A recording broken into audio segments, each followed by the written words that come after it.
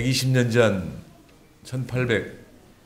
1894년이죠. 그때 갑오 경장이 있었으나 그거는 성공하지 못했습니다. 그러나 120년 후 오늘 저는 우리나라의 건강한 변화가 많이 일어났으면 좋겠습니다. 저도 올해 목표를 현재 제가 운영하고 있는 동반성장 연구소가 정착되고 또 우리 사회가 그 동반성장 사회가 되는 기틀을 마련할 것을 목표로 삼고 있습니다. 사실 작년까지만 해도 어쩌면 재작년까지만 해도 동반성장 그러면은 한국에서는 양극화 해소를 위해서 동반성장이 필요하다 이렇게 이해됐었으나 오늘날에 와서는 남북 통일을 위한 준비로서 동반성장이 필요하기도 하고 또 한국 경제가 지금 저성장의 늪에 빠져서 고생을 하고 있는데 저성장의 늪으로부터 탈출하기 위해서도 동반성장이 필요합니다. 뿐만 아니라 이제 이 동반성장 아이디어는 세계적인 논의의 대상이 될 것이기도 하고 또 세계가 동반성장 사회를 만들려고 노력할 것으로 저는 믿습니다. 여러분 최근에 그 IMF 총재가 세계에서 가장 부자인 85명과 밑에서부터 가장 가난한 35억과 그 재산이 같다고 했습니다. 상위 85명의 재산과 하위 35억의 재산이 같다고 하면서 이래 가지고서는 세상이 더 이상 유지될 수 없다 하는 말씀을 한 것을 제가 파이낸셜 타임즈에서 읽었습니다. 또 잘 아시다시피 프란치스코 교황께서 지금과 같은 양극화로서는 세계가 잘 유지되기 힘들다는 말씀 하시지 않았습니까? 그래서 동반성장은 한국에서 과거처럼 양극화 해소뿐만이 아니라 남북 통일을 위해서도 그리고 지속적 성장을 위해서도 필요하고 또 이것은 지리적으로 볼 때 한국뿐만이 아니라 세계에서도 관심의 대상이 될 것이라는 말씀을 먼저 드리겠습니다. 저는 동반성장의 전도사를 자임하면서 전국을 돌아다니면서 강연을 많이 하고 있습니다. 1년 반 전에 동반성장 연구소를 만들어서 운영을 하고 있는데 그동안에 그 원래 포럼을 한 10번 하고 그 결과를 지금 책으로 만들고 있고 또 제 자신이 동반성장위원회에 있을 때의 경험을 토대로 해서 동반성장이라는 책도 냈을 뿐만 아니라 전국적으로 한 80군데 1년 반에 80군데를 다니면서 강의를 했으니까 많이 했죠. 와, 저기 전라도에 순천 또 고흥 또 경상도에 뭐 여러 군데 그리고 부산 대구 대전 공주 춘천 여러 군데 다니다가 보니까 한 80군데 강의를 했습니다. 대상도 대학, 고등학교, 중학교를 넘어서 초등학교까지 했고 사회적으로는 언론기관, 무슨 협회 뭐 해가지고서 많이 다녔습니다. 그래서 올해 그런 일들 더 열심히 하려고 그러는데 여러 가지 어려움이 있습니다만 여러분께서 좀 도와주셨으면 고맙겠습니다.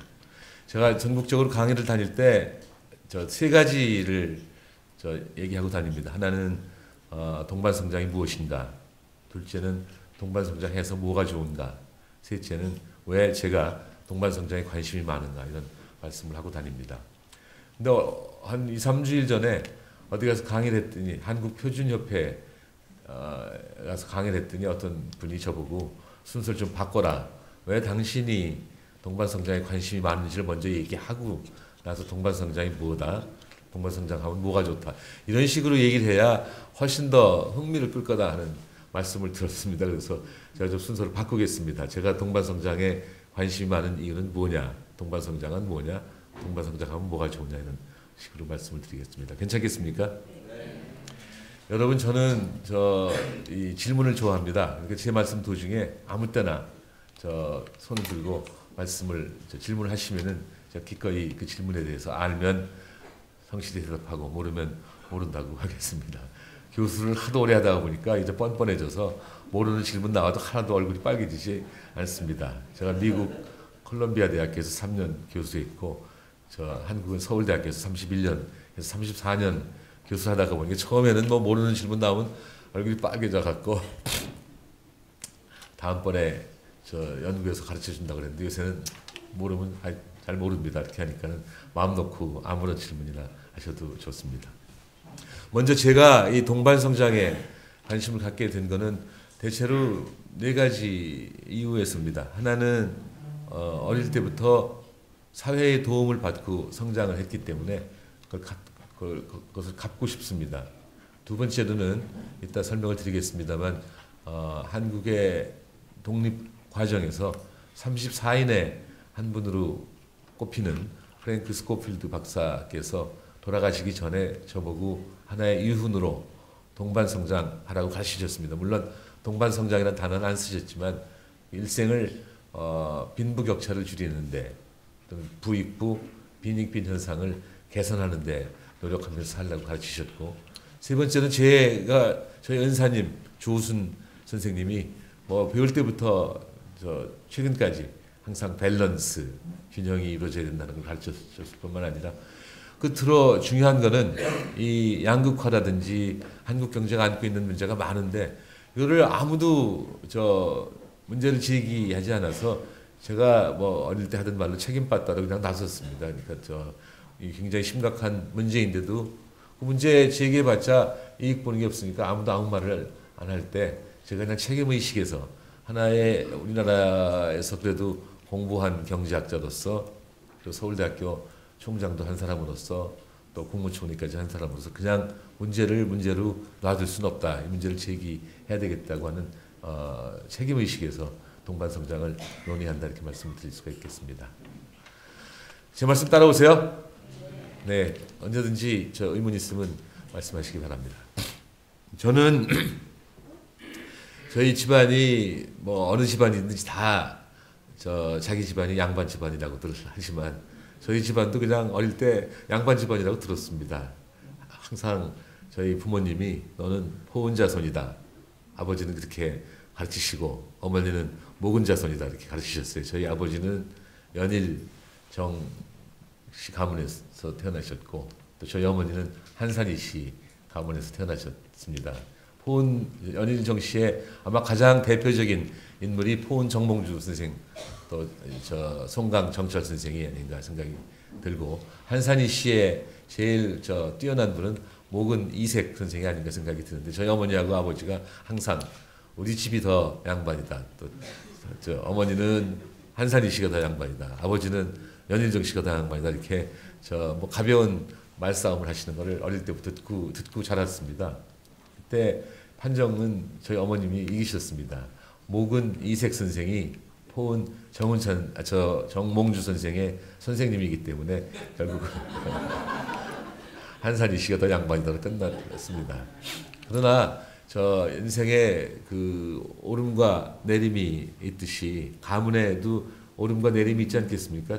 저희 할아버지가 전 할아버지 한 번도 저 태어나기 전에 돌아가셨습니다만 저희 할아버지가 충남 공주군 탄천면 삼각리라고 하는 데서 사금을 파다가 실패해갖고 저희 집이 완전히 망했다고 합니다.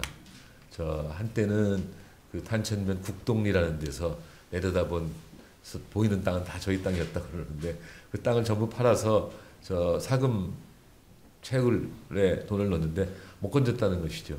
그거는 사실인 것 같습니다. 못 건진 거는 몰라도 사금 광산이 아직도 그 터가 있습니다. 저희 어릴 때 사회 구도에 보면은 한국은 사실은 엉터리 가르침이었어요. 한국은 지하자원이 풍부해서 283종의 지하자원이 나온다 하고서는 지하자원 나오는데 표시 있는데 거기 공주군 탄천면 삼각리에 사금이 나오는 걸로 되어 있는데 사금이 나와 본 적이 없다고 제가 들었습니다만 하여튼 그 연구를 해서 망하고 저희 아버지가 그냥 거기서 조금 사시다가 서울로 제 초등학교 1학년 마치고 저희들을 이사시키셨습니다.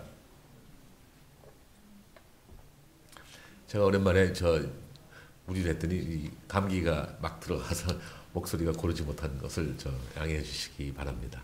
서울로 이사를 시켜놓고서는 1년도 안 돼서 돌아가셨어요. 1년 조금 넘어서. 그건 제가 초등학교 3학년 때. 그래서 그 후에 저의 의식주 생활은 참으로 비참했습니다. 의는 뭐 그저 깨끗하게 입고 다니면 저 남부럽지 않아 보였지만 그 당시 뭐 다 교복 입고 다니지 않았습니까? 괜찮았는데 식생활과 주생활이 굉장히 어려웠던 걸 지금도 뭐 기억합니다.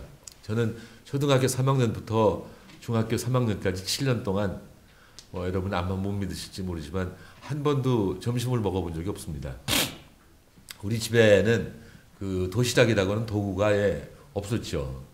그러니까 학교 가서 오전 시간 끝나면 빨리 애들 몰래 저 교실을 빠져나가서 뒷동산 가서 저 산보를 저 했습니다만 그 7년 동안 산보한 게 오늘날 저 굉장히 바쁘게 살면서도 체력을 유지하는 데 커다란 도움이 됐다는 생각이 들어서 뭐 가난이 자랑은 아니지만 가난이 때로는 사람을 부지런하게 만들지 않냐 하는 생각을 저 합니다. 아침은 옥수수 가루로 만든 떡 먹고 저녁은 옥수수 가루로 만든 죽 먹고 세월이 좋을 때는 뭐 수제비도 먹고 보리밥도 먹었습니다만 그 7년 동안에 제가 쌀밥을 먹은 거는 명절날하고 생일날하고 제삿날 밖에 없을 정도였으니까 굉장히 어렵게 살지 않았습니까? 주생활은 뭐 제가 아직 생생하게 기억합니다.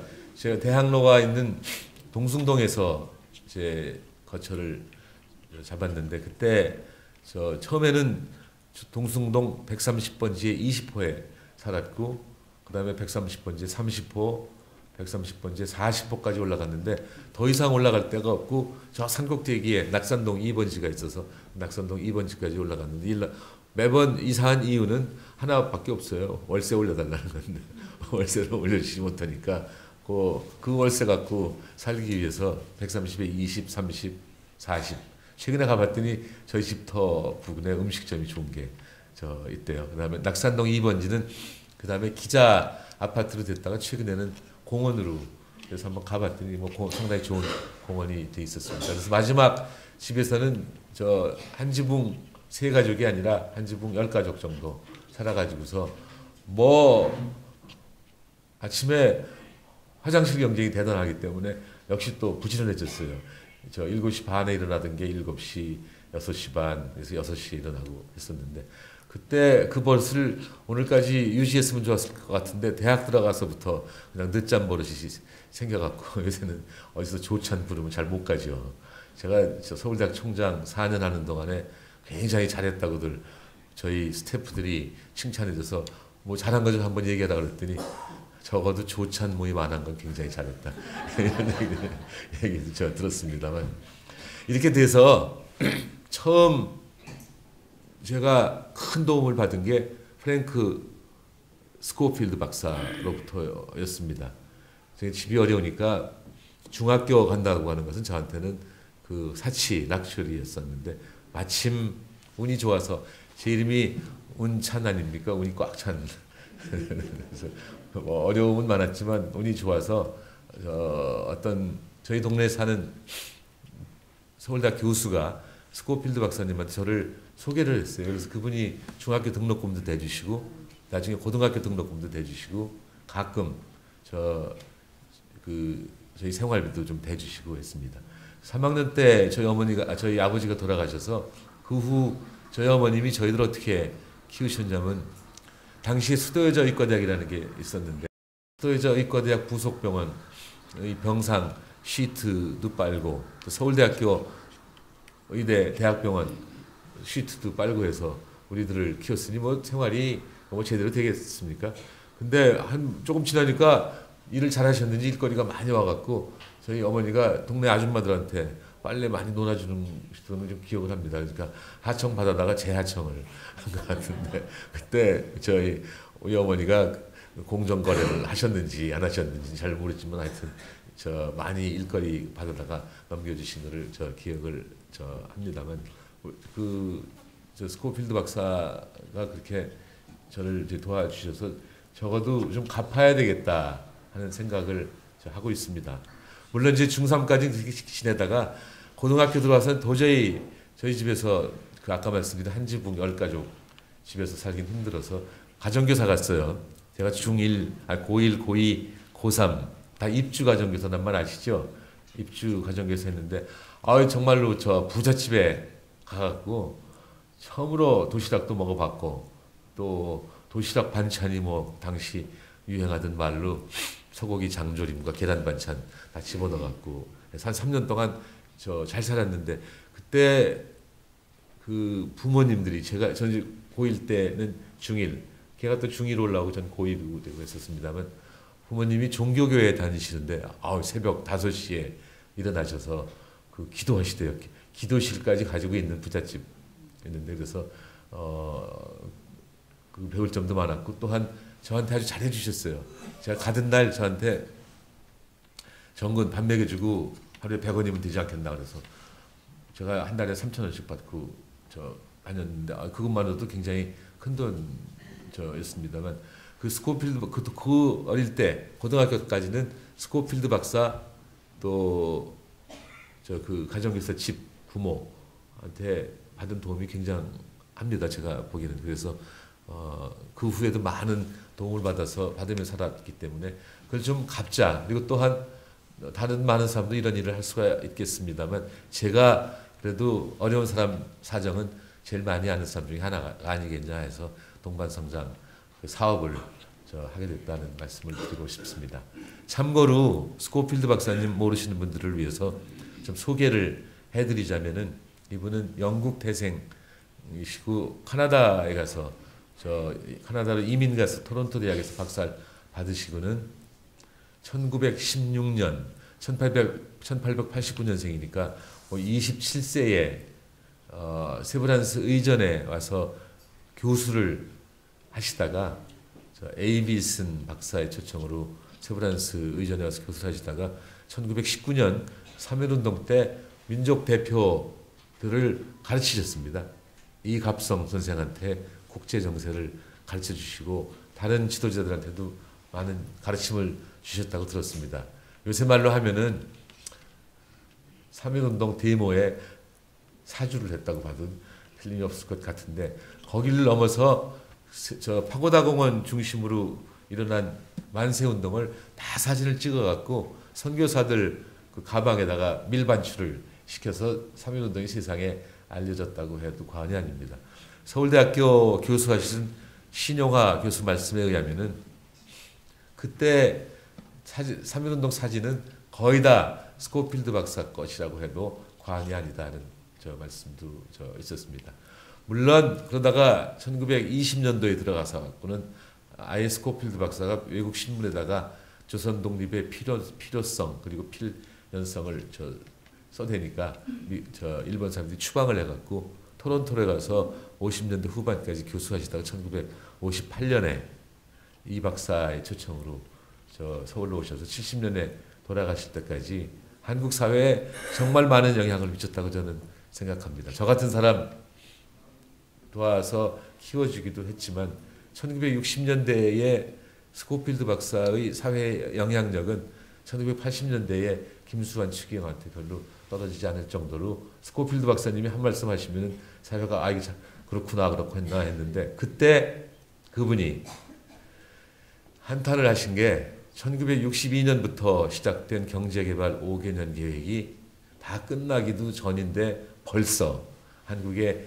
빈익빈 부익부 현상이 나타나니 참으로 안타깝다 이렇게 말씀을 하시고 신문에 그런 말씀을 많이 쓰셨는데 마침 제가 대학 갈 때 스코필드 박사님한테 어디를 가면 좋겠습니까? 그랬더니 어딜 가도 좋은데 한국의 빈부격차를 줄이는 방법을 가르쳐주는 데 가서 공부해라 그러시면서 상과대학 가라고 해서 상과대학 갈 예정이었으나 경제과 갈까 경영과 갈까 망설일 때 우리 한번 편지해보자.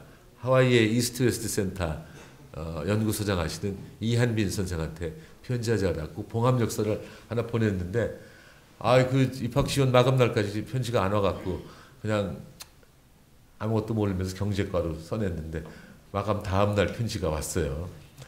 이한빈 선생한테서 편지가 왔는데 정군이 활동할 1980년대, 1990년대에는 경영학의 시대가 될 테니까 경영과 보내라고 그랬는데 이미 경제과 간 걸 어떻게 하겠습니까?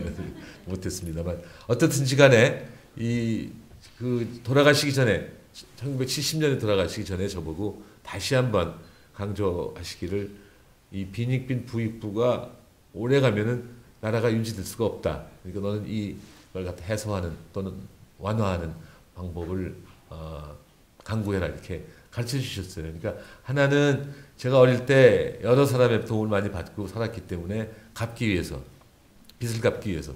또 하나는 스코필드 박사님이 그렇게 하라고 가르쳐 주셨기 때문에 동반성장에 관심이 많은 거고, 더 나아가서 대학 다닐 때 조순 선생님한테 항상 밸런스, 균형, 형평 이런 거를 배웠기 때문에 어릴 때 배운 게 오래 가지 않습니까? 그래서 동반성장에 더 관심을 많이 가지게 됐고, 끝으로는 이 심각한 문제를 다루는 사람이 별로 없어요. 특히 경제학자들은. 그래서 의무감에서 이 동반성장에 관심이 많다 이렇게 말씀을 드릴 수가 있습니다.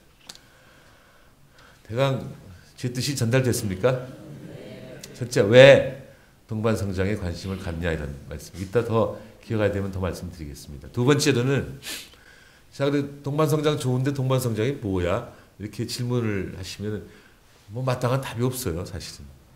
동반성장에 마땅한 답이 없습니다. 그래서 자연히 외국 사람들은 이걸 어떻게 생각할까 해서 외국 서적을 좀 보면은 사실 그 이전부터 봤던 내용이긴 하지만 그래도 정리 삼아서 동반성장의 영어 명칭은 뭘까 이렇게 하다가 보니까 경제학에는 포용성장이라는 말이 있습니다. inclusive. 여러분 include라는 동사 있죠. 그게 형용사. inclusive growth라는 말도 있고, 경영학에는 공유성장, shared growth라는 말도 있고, 또 사회학 책에는 그 넓은 의미의 성장이 그 성장이 골고루 퍼진다는 의미의 broad-based growth라는 말도 있습니다. 그러니까 뭔가요?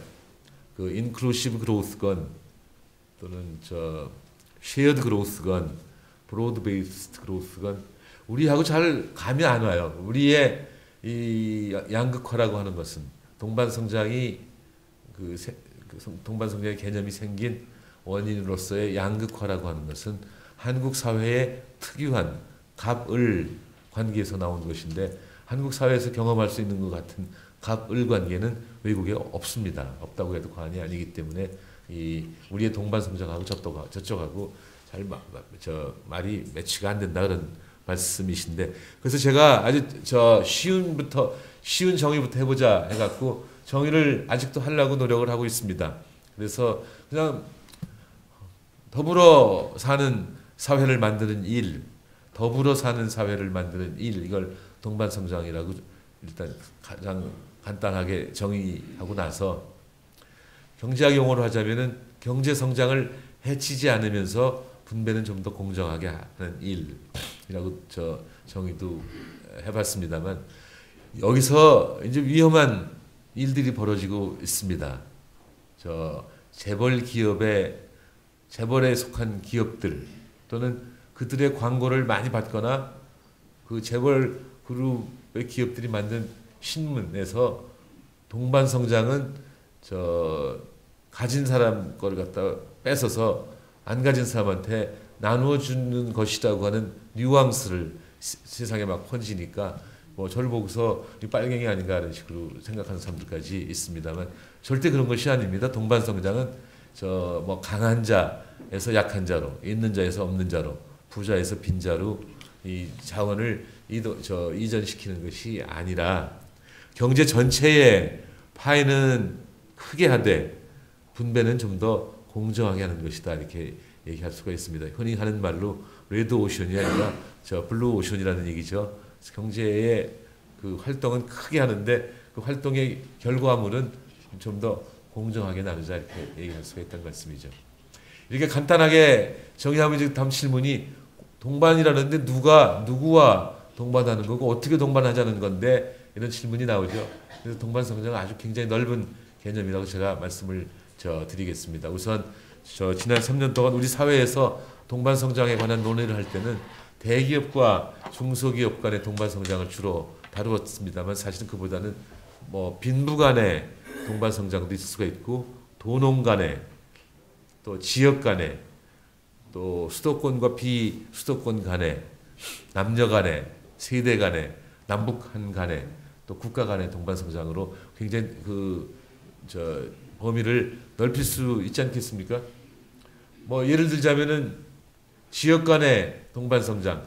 제가 서울대학교 총장할 때 이른바 지역 균형 선발제라고 하는 입시 제도를 채택했습니다. 혹시 아십니까?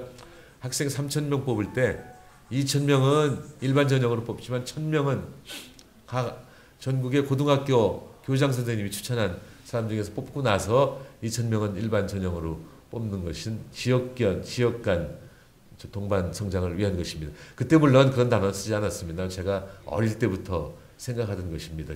제가 고등학교 졸업하고 서울대 경제과를 갔는데 그때 정원이 50명이었습니다만 17명이 제가 나온 고등학교고 뭐 4명이 어느 고등학교, 3명이 어느 고등학교 이렇게 했는데 조순 선생님이 저 67년에 교육하셔갖고 저보고 저 자네 클래스의 그 구성비를 좀 얘기해 보게 해서 어느 고등학교 이게 말이 되나? 강릉 출신도 하나 있고 저기 전남 강진 출신도 하나 있고 해야지 이게 말이 되나?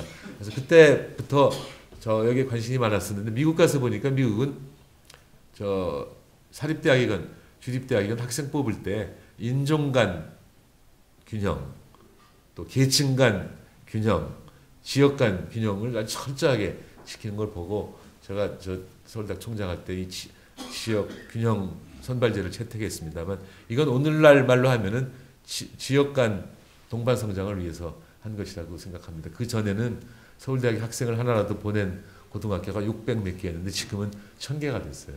아주 전국에서 아주 골고루 들어오도록 돼 있습니다. 그리고 그렇게 들어온 학생들이 뭐 전남 강진이건 경북 봉화건 이런 사람들이 와서 첫 해에는 좀 어려운데 한 3, 4년 지나면은 일반 전형 학생들보다 공부를 더 잘했다든지 뭐 남녀 간 동반 성장 그때도 역시 이 단어는 안 썼습니다만 제가 서울대학교 생기고 처음으로 여성 교수를 처장으로 모셨습니다. 그 전에도 물론 음악대학이라든지 간호대학, 생활과학대학 이런 데는 여성 학장은 있었습니다만 처장은 제가 처음으로 모셨습니다.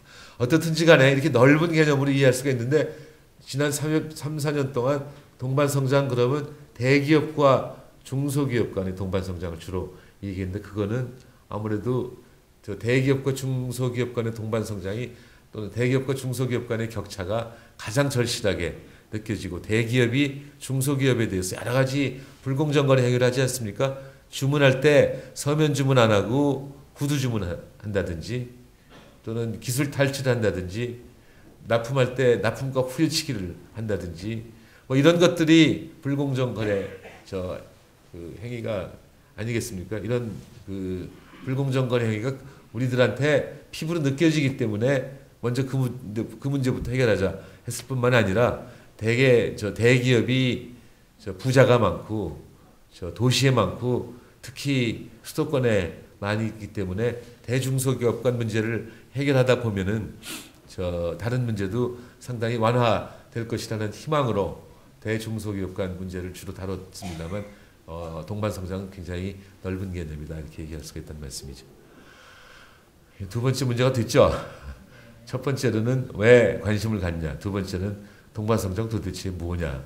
세 번째가 제일 중요할 겁니다. 동반 성장 하면 뭐가 좋으냐, 왜 좋으냐 이런 건데 아까 잠깐 말씀드렸습니다만 워낙은 양극화가 너무 심하다 보니 이걸 그냥 놔뒀다가는 경제적 약자가 죽고 경제적 강자도 약화되고 경제 전체가 어려워지고 잘못하면 사회가 파탄이 날까봐 두려워서 동반성장 개념을 도입한 우리 받아들이기 시작한 건데 사실 아까 모두에 말씀드렸듯이 그걸 떠나서 그걸 넘어서 동반성장은 남북 통일을 위해서 굉장히 필요하다고 생각합니다. 여러분 오늘 마침 조선일보도 그렇고 한국일보도 그렇고 남북 통일에 대해서 논설 또는 사설이 많이 있어서 재밌게 읽었습니다만 여러분 통일 그러면 어떻게 해야 됩니까? 방법은 두 가지밖에 없어요. 크게는 무력 통일 아니면 평화 통일인데 무력 통일 원하시지 않으시죠? 평화 통일을 해야 되는데 평화 통일을 하려면은 남과 북이 서로 상대방을 받아야 되지 않겠습니까? 남이 북 좋다. 우리의 자본 기술을 하고 북의 자원하고 잘 훈련된 노동하고 합하면 한국 경제 좋아질 거다. 이런 하나의 논리가 있고 북에서는 또 통일하자는데 통일해도 될까? 저 남쪽 친구들 쟤들끼리도 저렇게 양극화가 심한데 우리가 저기 가서 할 가능성이 많지 않겠습니까? 그래서 북이 남을 받아들이는 조건으로서도 동반성장이 필요하다 이렇게 말씀드릴 수가 있겠습니다. 양극화는 더 이상 설명드릴 필요가 없죠. 우리가 지금 한번 생각해 보세요. 삼성하고 현대하고 LG하고 SK가 올리는 매출이 GDP에서 차지하는 비중이 지금 55%를 넘었습니다. 경제 언론을 조금이라도 공부하신 분들은 기업의 매출하고 GDP하고의 단순 비교는 어렵다고 말씀하실 거고 맞는 말씀이지만 이 숫자가 30년 전에는 15%였었고 10년 전에는 40%가 잘 안 됐는데 지금 55 내지 60으로 된다고 하는 것은 한국 경제의 힘이 한 곳에 쏠린다는 걸 의미하는 것이고 쏠림 현상이 지나치다 보면은 이 사회가 유지되기 힘들 것이라는 생각에서 동반성장 아이디어가 나왔다고 해도 과언이 아닙니다. 여러분 그 외에도 예를 많이 들 수가 있죠. 뭐 재벌들이 떡볶이까지 하고 명품 빵가게까지 다 하고 서울에서 가장 이 흥청거린다는 압구정동이나 청담동에 가서 웬만한 음식점이나 웬만한 술집들은 거의 다가 재벌가의 따님이나 며느님이 한다고 해도 과언이 아닐 정도로 지금 한국 경제 힘이 한 군데 쏠려 있는 것이 현실이라 그 양극화 문제를 해결하기 위해서 동반성장이 물론 필요한 건 사실인데 지금 그보다 더 어쩌면 심각할지도 모르는 것이 한국 경제가 지금 저성장 경제가 돼버렸어요. 한국 경제는 고도 성장을 해서 이만큼 살게 되지 않았습니까? 근데 1980년대에는 8%대 성장하던 경제가 90년대에는 6%대 성장하고 2000년에 들어와서 4%대 성장하고 2010년대 들어와서는 2, 3%입니다. 재작년에 2%, 작년에 확정치가 나왔대요. 2.8%, 또 내년에는 3.몇 퍼센트 되는데 이렇게 2, 3%로 성장하다 보면 한국 경제도 이제 OECD 국가 중에서 그렇고 그런 경제가 될 가능성이 많이 있습니다. 그래서 이 성장률을 좀 높여야 될 텐데 성장률을 높이는 방법이 뭐가 있겠나 한번 생각해 보십시오. 이거는 경제학적으로 설명을 하면은 한편으로는 우리의 생산 능력을 늘려야 되고 다른 한편으로는 그 생산 능력으로 갖고 만든 물건에 대한 수요가 많아야 되는데 민간 쪽 얘기를 한다면은 생산 능력을 늘리려면은 투자를 해야 되고 또 민간 측의 수요를 늘리려면 소비하고 투자를 늘려야 되는데 소비가 늘어날 가능성은 가까운 시일 내에는 지금 없습니다. 신문에서 매일 보듯이 민간의 빚이 얼마라고 그랬어요? 1000조죠. 1000조. 그 다음에 사람들이 과거에는 자기들을 중산층으로 생각하던 사람들이 지금은 하류층이라고 생각하죠. 그보다 더 중요한 거는 지난 한 10년 동안 민간의 소득이 너무 안 늘었어요. 1970년대 초반부터 97, 8년 외환위기 맞기 전까지는 기업 소득과 민간 소득이 다 같이 연 8%씩 늘었는데 2004, 5년부터 지난 10년 동안에는 기업 소득은 19% 늘고 민간 소득은 1, 2%밖에 안 늘었습니다. 뭐 이거를 이제 이유가 여러 가지가 있겠습니다만 적어도 소비가 당분간 늘어나기를 기대하기는 힘들기 때문에 공급 측면에서도 투자, 수요 측면에서도 투자가 필요한데 투자가 지난 16년간 아주 부진했습니다. 김대중 정부도 노무현 정부도 이명박 정부도 부진했고 박근혜 정부의 1년도 아주 부진했습니다. 투자를 늘려야 이제 경제가 더 성장을 할 텐데 투자가 부진한 건 어떻게 하겠습니까? 그래서 투자 부진 요인을 찾아내서 이걸 고치는 것이 우리가 해야 할 일이라고 생각하지 않습니까? 근데 투자는 누가 합니까? 우선 투자 부진 요인이 일반적으로 알려진 건 뭡니까? 규제가 너무 많다, 경제 정책의 일관성이 없다, 사회에서 부자를 존경하지 않는다, 이런 것이죠. 저 공장 하나 만드는데 도장이 150개가 웬 말이냐? 안 된다. 규제를 철폐해라. 또 경제 정책이 어떤 때는 미국보다 더 자본주의적이고 어떤 때는 구소련보다 더 사회주의적이니 누가 정책을 믿고 투자를 하겠냐? 또 하나는 누가 투자해서 돈 벌면 박수시키는커녕 또 무슨 나쁜 방법으로 돈 벌었나 이렇게 의심을 하는 사회에서 투자가 안 이루어진다고 하는 건데, 다 일리 있는 말씀들이에요.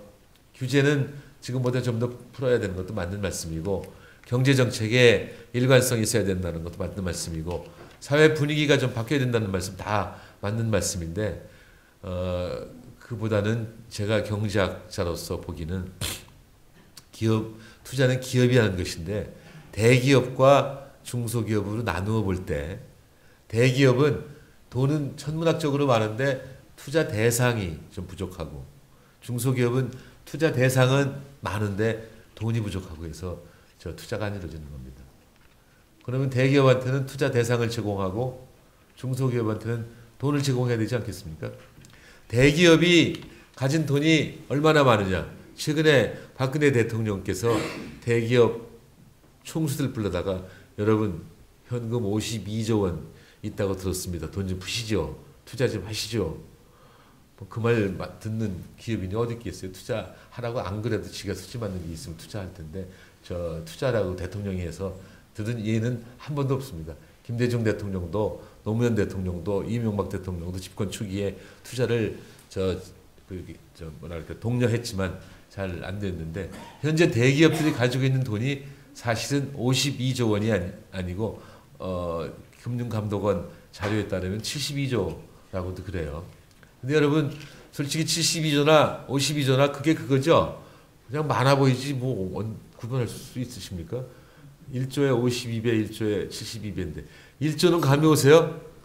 안 오죠. 저도 경제학을 공부했을 뿐만 아니라 대학 졸업 후에 1년 반 동안에 한국은행 가서 그냥 큰 단위 돈 원장 쓰다가 보니까 통이 커졌는데도 불구하고 1조가 얼마인지 잘 생각이 안 나서 제가 비율을 하나 만들어냈어요. 1조가 얼마나 큰 돈이냐면 예수님이 태어나서 그날부터 오늘까지 매일 하루도 거르지 않고 100만 원씩 써도 1조 원 다 못 써요.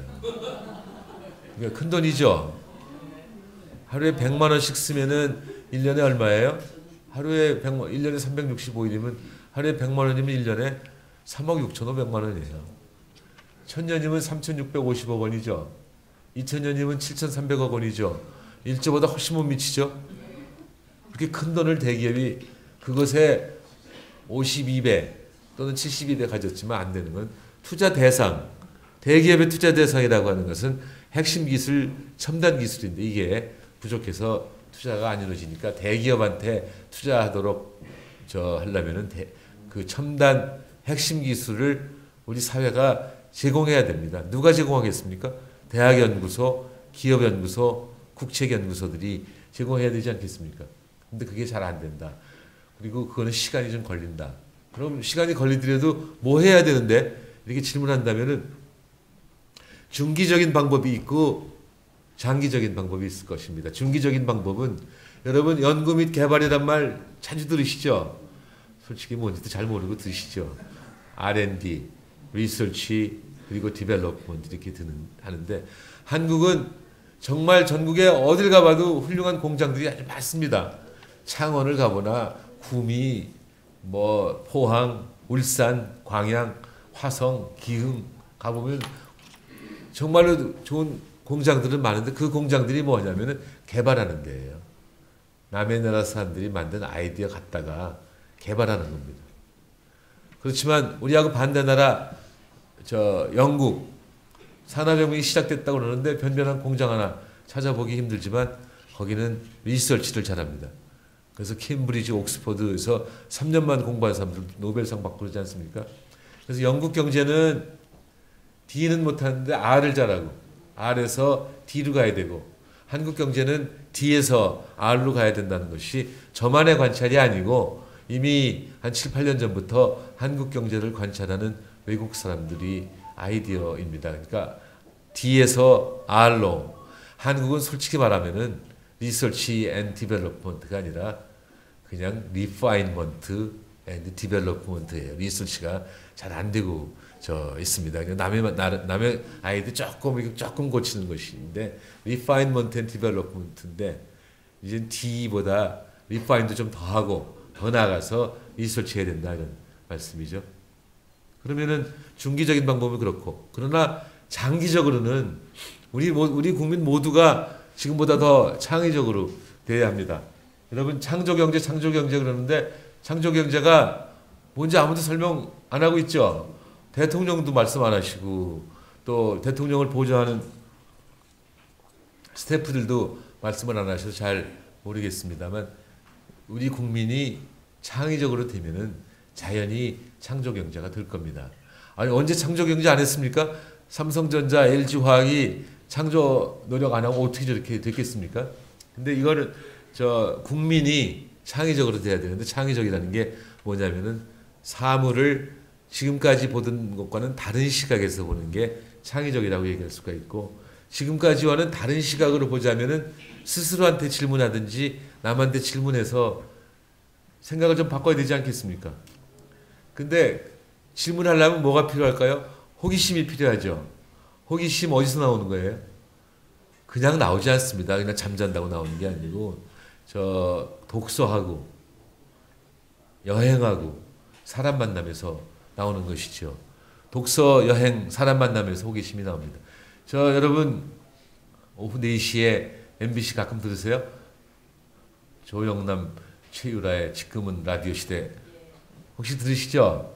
거기 제가 조영남 씨나 최유라 씨하고 다 친한데 한번 가르쳐줬더니 그 다음부터 가끔 쓰대요. 독서는 앉아서 하는 여행이고 여행은 서서 하는 독서다. 그럴듯하죠? 그 다음에 사람 만남을 자꾸 하면은 호기심이 생긴다는 거예요. 근데 여기서 호기심이 생긴다면 질문해갖고 창의성이 생겨야 되는데 한국 사회 지금 다 어려워요. 독서 잘 안 하죠? 맞지 않습니까?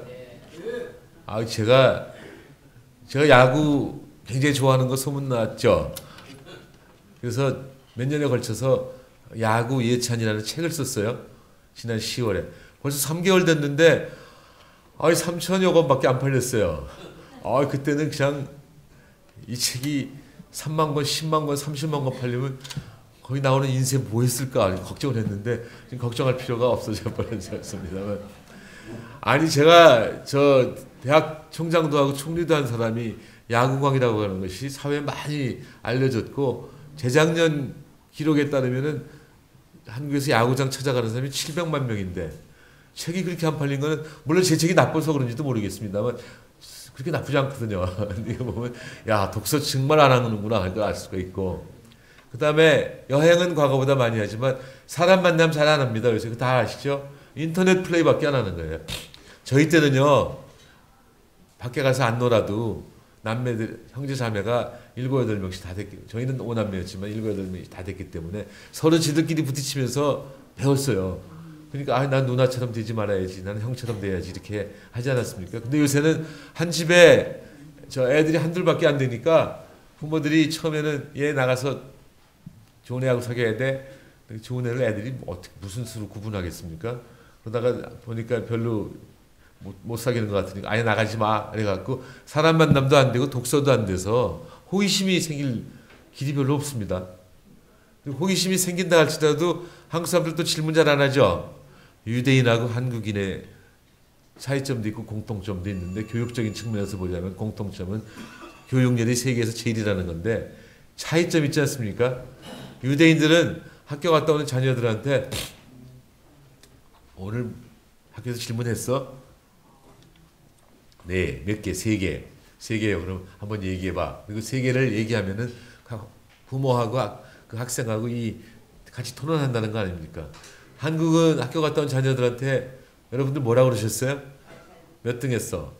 몇 점 받았어? 가장 고급스러운 질문이 오늘 혹시 선생님 질문하실 때 대답했어가 가장 고급스러운 질문이지 않습니까? 그래서 이 고리를 깨야 합니다. 저 독서 여행 사람 만남을 많이 해서 호기심을 더 키워주고 호기심 키운 다음에 질문을 하도록 유도를 하고 그래서 창의적인 생각이 나오고 모든 국민이 창의적으로 되면은 나중에 핵심 첨단 기술 제공하는데 쉬워질 거다 이렇게 얘기할 수 있지 않겠습니까? 자, 그런데 이걸 벤치마킹을 해야 돼요. 한국 교육은 지덕체라고 그러는데 지도 안 하고 덕도 안 하고 체도 안 합니다. 고등학교 체육 시간 없어진 지 오래됐고 안 없어졌어도 자율학습이고 덕은 덕육을 할 수가 없어요. 저 자기 자식이 학교에서 한 대 얻어 맞으면 그 다음날 가서 담임 때려야 직성이 풀리잖아요. 거기서 무슨 덕육이 있겠습니까? 지육, 수능도 내신도 다 덜 틀리기 경쟁입니다. 그래서 될 수가 없어서 이거 어떻게 하면 좋겠나 했는데 벤치마킹 할 수 있는 나라가 영국 같아요. 대학은 미국이 제일이라고 그러지만 초등학교, 중학교, 고등학교는 전 뭐 단연 영국이 세계 제일이라고 생각하는데 영국의 교육 철학, 교육 제도, 교육 정책의 기초가 된 책이 하나 있습니다. 320년 전에 나온 책입니다. 존 로크라고 하는 사람이 썼고 저 2011년에 박혜원이라는 사람이 교육론으로 번역을 했는데 그 책 보면은 정말 좋아요. 저는 제 한국의 교육을 지덕체에서 영국식으로 최덕지로 고치자 이렇게 하고 싶은데 그 책이 한 22장인가 되어 있는데 1장은 신체의 건강에 관해서 2장부터 19장까지는 예절에 관해서 상벌에 관해서 1690년대니까 저 신세계에서 온 과일에 관해서 새로 개발된 신약에 관해서 위기 극복 능력에 관해서 이런 식으로 2장부터 19장까지 있고 20장 가서 비로소 학습에 관해서 있고 21장에 해외 여행에 관해서 있습니다. 그래서 이거를 벤치마킹해서 우리 교육도 좀 이제 지덕체에서 잘 하지도 못하는 지덕체에서 최덕지로 하면은 건전한 신체에서 건전한 상식이 사상 생각이 나오지 않습니까? 교육이 저 제대로 돼 갖고 인성 교육이 돼야 새로운 아이디어가 나온다는 생각이 들고 그래갖고 외국도 좀 나가면 되지 않냐는 생각입니다만 한번 고쳤으면 좋겠습니다. 이렇게 해서 저 그 지난 320년 동안 영국 교육의 철학, 제도, 정책을 제공한 이 책이 우리나라에서 많이 읽혔으면 좋겠는데 그 책의 목적은 로크가 그 Some Thoughts Concerning Education이라는 책에서 그 책의 목적은 뭐냐면은 영국 국민을 민주 시민으로 만들다는 것이었는데 우리가 좀 따랐으면 좋겠다는 말씀이고 자 다시 정리하자면 중기에는 D에서 R로 장기에는 저 지덕체를 최덕지로 고치고 그래서 호기심도 키우고 질문도 많이 하게 해서 우리 국민을 창의적으로 만들면은 대기업이 정말로 필요로 하는 핵심 첨단 기술을 제공해 주는데 쉽지 않겠냐 이렇게 얘기할 수가 있는데 시간이 필요해요. 언제 기다리겠습니까? 단기에 할 수 있는 방법이 바로 동반성장입니다. 단기에 뭘 해야 좋겠습니까? 아까 제가 무슨 말씀을 드렸냐면 중소기업은 그래도 투자 대상은 많은데 돈이 없다. 그럼 돈을 중소기업에 제공해 줘야 되는데 이거 쉬운 방법이 아닙니다. 1960년대, 70년대 박정희 대통령이 있을 때는 한국은행에서 돈 찍어서 막 나눠주고 세금 거두어서 막 나눠줬어요. 그때는 돈 찍는 것도 쉽고 세금 걷는 것도 쉬웠습니다. 뭐 어떻게 보면 독재 정권 아니었습니까? 조세 저항 허용 안 하죠. 돈 찍어내는데 뭐 교수들이 아무리 반대해도 꼼짝달싹 안 했죠. 그런 상황에서는 저 조세 저항도 두렵지 않고 돈 찍어내는 데 대한 저항도 두렵지 않았을 뿐만 아니라 어느 산업이 유망 산업인지 누가 유능 기업인지를 잘 알아서 쉽게 나눠줘 갖고 그 사람들이 지금 오늘날 재벌이 된 거라고 해도 과언이 아니에요. 근데 지금은 조세 저항 심합니다. 이제는 세상이 바뀌었어요. 그 세상에서도 부마 사태 아시죠? 1979년. 1979년의 부마 사태는 제가 해석하기는 당시에 부산, 마산 상인들이 저 부가가치세 반대해서 나온 데모입니다. 뭐 고상하게 민주주의를 얻기 위해서 그런 것이라고 보는 사람도 있지만 제가 보기에는 조세 저항 때문에 나온 것이라 앞으로는 어떻게 하면 좋으냐면은 그 대기업으로 흘러간 돈 또 대기업으로 흘러갈 돈이 스무드하게 합리적으로 중소기업에 흘러가도록 유도해서 중소기업이 투자 대상은 있으나 돈이 없어서 투자 못하는 상황을 개선해 줬으면 좋겠다는 생각이 듭니다. 어떻게 하면 좋겠습니까? 참 막연해요. 그래서 제가 동반성장위원회에 있을 때 세상에다가 공표한 저 아이디어가 세 개 있지 않았습니까? 하나는 초과이익 공유제, 또 하나는 중소기업 적합업종 선정, 또 하나는 정부가 조달청을 통해서 발주를 할 때 중소기업 위주의 발주를 하자 이렇게 하지 않았습니까? 초과이익 공유제는 뭐냐면은 대기업이 목표이익보다 더 얻었을 때는 그것의 일부는 사내 유보하고 다른 일부는 사내 임직원한테 보너스 주고 또 아주 조그만 일부는 그 대기업이 거래하는 또는 협력하는 중소기업한테 좀 주어서 이 고용 안정이나 기술 개발이나 해외 진출을 도우라는 거예요. 물론 뭐 대기업들이 싫어하죠. 이건희 그냥 회장님이 나오셔갖고 뭐라 그랬습니까? 내가 사업가의 아들로 태어나서 경제학을 공부하고 저 사업해봤지만 초과이익 공유제 이거 자본주의 용어인지 사회주의 용어인지 공산주의 용어인지 모르겠다고 그랬죠. 그거는 점잖은 표현이지만 사실은 너 정은천 빨갱이 아니야 이런 거라고 봐도 틀림이 없습니다만 이건 그분이 잘 모르시는 거고 하신 말씀이에요. 초과이익 공유제는 벌써 미국 할리우드에서 1920년대 영화 산업에서 다 있었던 겁니다. 영화 제작자가 영화 만들 때 잘 될지 안 될지 모르잖아요. 그러니까는 배우하고 감독하고 배급처한테 적어도 얼마나 줄 거야. 그렇지만 대박 나면 더 줄 거야 하는 룰을 만든 게 프로핏 쉐어링 또는 엑스트라 프로핏 쉐어링 제도였다고 볼 수가 있는데 우리 지금 한국은 어떤 상황이냐면 한국 경제를 여러분들 잘 아셔야 합니다. 아까 4대 그룹이 올리는 매출이 GDP에서 차지하는 비중이 55%라고 그랬지만 더 나아가서 한국 경제에서 수출이 차지하는 비중이 GDP에서 55%가 또 넘어요. 이제 수출 안 하면 죽습니다. 근데 수출하려면 물건이 좋거나 값이 싸야 되지 않겠습니까? 물건 좋은 거 금방 안 되죠. 그러니까 자꾸 가격 경쟁을 하려고 그래요. 가격 경쟁을 하려 드니까 수출 대기업이 납품업체로부터 납품 받을 때 자꾸 이 납품가 후려치기에 유혹을 받는 겁니다.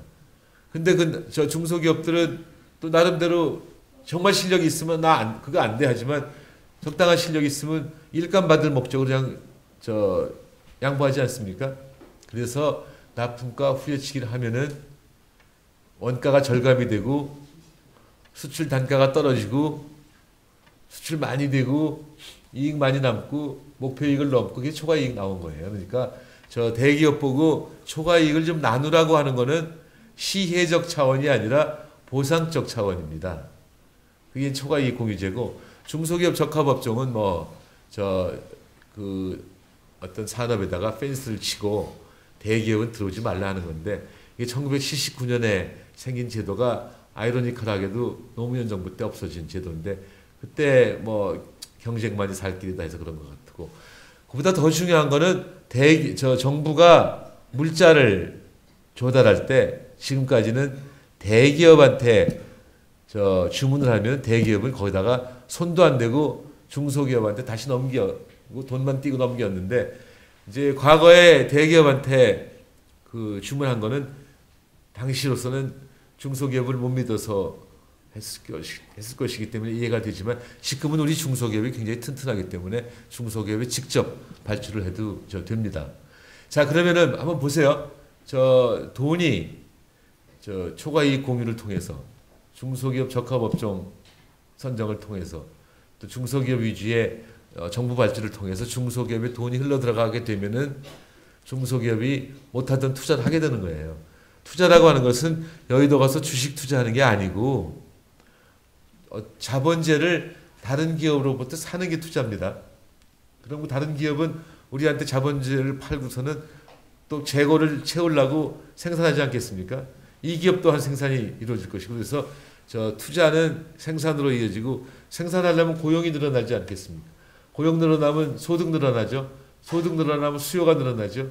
그래서 지금 우리가 겪고 있는 심각한 경기 침체를 완화시키고 그것이 단기적 성장의 기초가 되고 장기적으로는 지속적 성장의 기초가 될 거다 이렇게 말씀드릴 수가 있고 이것이 왜 동반 성장이 중요한가 하는 그 중요한 말씀이라고 생각이 되는데 이 동반 성장 노력이 지금 상당히 진척이 되어 있습니다. 정말 저 굉장히 기분이 좋은 게 사람들이 어느 정도까지 됐냐면 아유 동반 성장이 뭔지는 모르는데 동반 성장 안 하면 우리 경제 안 된다던데 여기까지는 인식이 많이 이루어졌고 실제로 중소기업 적합업종을 선정을 해갖고 LED 조명 등의 대기업 들어오지 말아라.